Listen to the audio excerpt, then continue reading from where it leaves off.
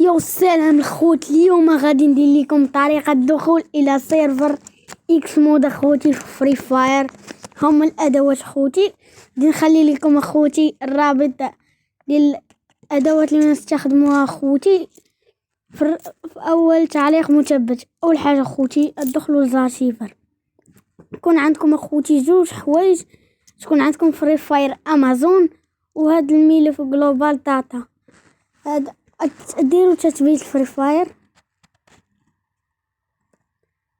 بعد ما ديروا التثبيت غادي تاخذوا الملف ديال مي داتا تنسخوه، وغادي تمشيو لذاكره الجهاز اندرويد، تمشيو الداتا وتوركوا على هذا.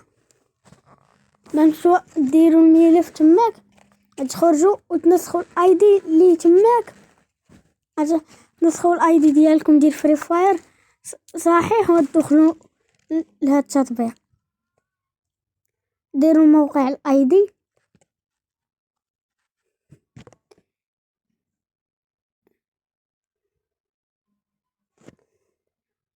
وغادي ديروا فتح بدون ديسكورد، ودير الاي دي ديالك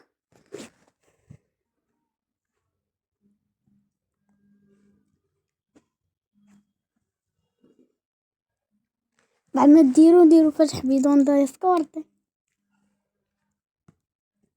ديروا التالي.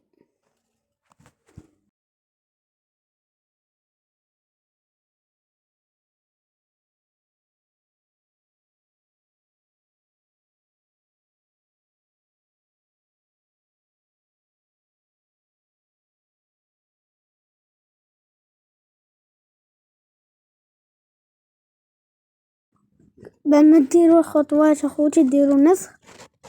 بعد ما ديروا اخوتي النسخ تدخلوا الفري فاير،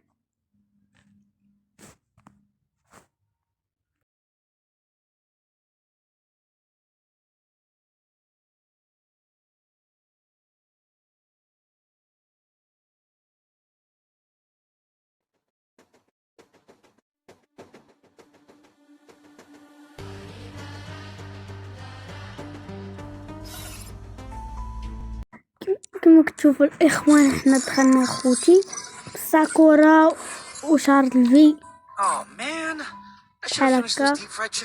ونتمنى يكون عجبكم اخوتي اول فيديو لينا في قناتنا اخوتي جديده، ومع السلامه.